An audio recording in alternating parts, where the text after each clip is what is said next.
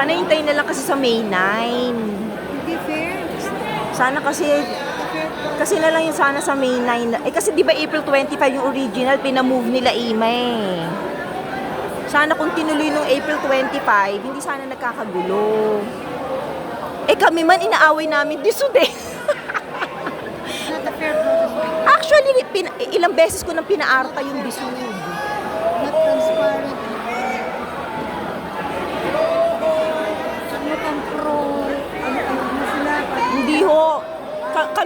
Kami rin ho, nirereklamo namin ng disud. Sa pinifavor. Obviously, it's so obvious. In the whole country. Sana nga ho, totoo eh. Di nyo lang alam kung ilang drum na luha na niluha ako dito for the past 5 years. From the get-go, my dear. Kaya yun. Hintayin na lang kasi natin sa May 9, yung yung mga DSUD official, yung mga executives, yung mga USEC ang pupunta. USEC, director,